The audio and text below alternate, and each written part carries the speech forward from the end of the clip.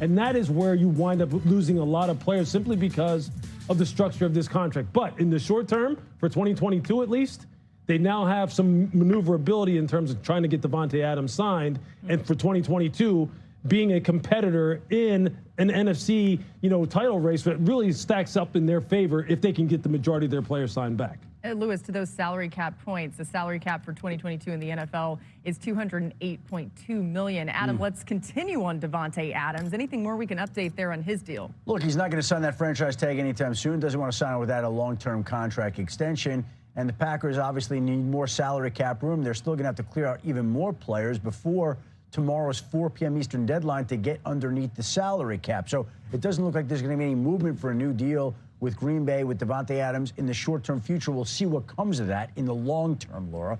All right, thanks, guys. Happy birthday, Lewis, by the way. Thanks for joining us on your B-Day. Happy birthday, Lewis. He looks very good for 63. 25 years old. I can rent a car now. I love it. I did hear something lately that said you're supposed to say you're 20 years older than you are, because then everyone's like, wow, you look great for 60-something. I'm going to try that. Marcus, all right. I'm 45. Let's start with you on Aaron Rodgers. You on your chef deal over there, bro? I know. You trying to gain information, bro? I was legit trying to see how many years Davante been in the league so I can get ready for this talk. Oh, all right. Well, we're talking about 9. Aaron Rodgers, so we'll focus on that first. Oh. When you think about his deal and the money and the next 3 years, what comes to mind? Legacy. His legacy. This is what his legacy will encompass when we have conversation about Aaron Rodgers. We already passed he one of the most talented. We already passed he's been one of the better quarterbacks in the NFL. Aaron Rodgers is in a realm where winning only matters. That's all that matters for Aaron Rodgers. Right. The MVPs, he can get them when he want them. The playing at a very high level during the regular season, he does that time and time again. Legacy about who he is as a winner. How did he lift his team? Where was he able to go after commanding so much money, right? Like we talk about these quarterbacks all the time, right? And we talk about tiers and guys that we have in certain echelons of the QB conversation. Aaron Rodgers' ability has lended itself to be in the Hall of Fame stacked up against all of the great guys. But that winning is going to be the difference. And this is the pressure. Bottom line is this.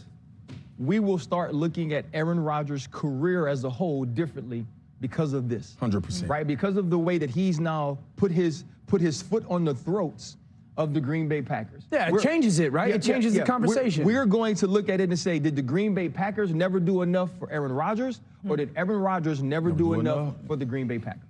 I think that's real. The reality is this, too. I mean, in a year or two, the Packers are going to experience something they haven't in 30 years. Yeah. A total rebuild. A total rebuild. Now, it was the right decision, 100%. I just go, okay, for the Super Bowl to happen, there's more question marks than answers right now on the team. They don't have a starting tight end. Robert Tonyan's free agent.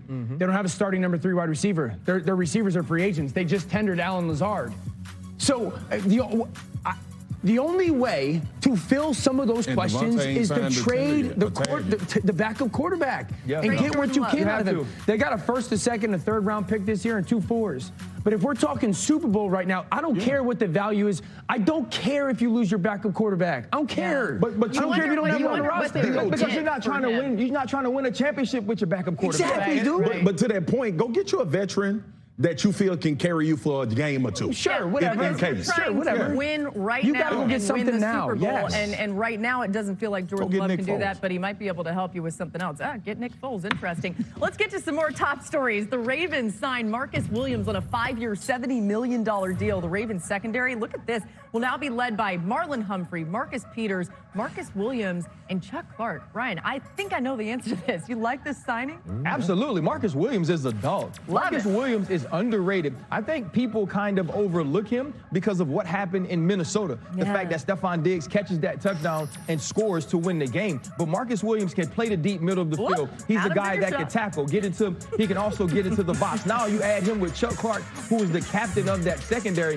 This is going to be huge for them. If you get Marcus Peters back healthy on the outside, Marlon Humphrey gets to go back to doing what he did 2 years ago, and you add a ball hawk in the middle of the field. This brings us back to the 2000s type of play that you saw from the Ravens. Hey, man, I think we learned there that the back of Adams' head is just as important as the front. What do you think about Miles Jack in Jacksonville? RC, you've been high on Marcus Williams. That's a good one.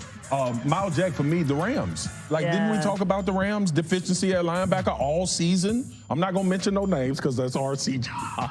But this would be a home run for them, especially with him playing against Ndamukong Suh. He led the Jaguars in tackles last year. He's a guy that can fly around the ball, solid in coverage. You need a 3-down linebacker, and we're going to get into that more, like 3-down running backs, 3-down. Do I have to interchange guys when we get into certain packages, nickel, if I'm in base, if I'm in dime? Miles Jack is a guy that can play all three. Jason Treader was released by the Cleveland Browns. Where should he end up? Dan? Yeah, I like the Cincinnati Bengals. Marcus, by the way, Davante Adams, 8 years, and I'm surprised you didn't say Miles Jack to the Cowboys. I want him to go to the Bengals. We know the Bengals signed 2 guards yesterday. This is an offensive line that needs 4 new starters. The reason I love Cincinnati is it's also a lateral move scheme-wise. He comes over from the Shanahan tree in Cleveland and will go right under the McVay tree in Cincinnati with Zach Taylor and Brian Callahan. It immediately upgrades the interior of their offensive line and continues to promote protection for Joe Burrow. Yeah, we like that. If you'd had Treader, you might have hooped a little better in the league. Goodness. It's always. Or short reader. Are you saying that Dan is Joe Burrow, like same type of talent level? All right, coming up on NFL Live, does your team still have money to spend? RC is going to break down the top 5 free agents still left on the board. Don't miss it when we come back. See who's number 1 on the still available list. I want Bobby Wagner. That's why I ain't say. You want everybody to the Cowboys. You want Von Miller.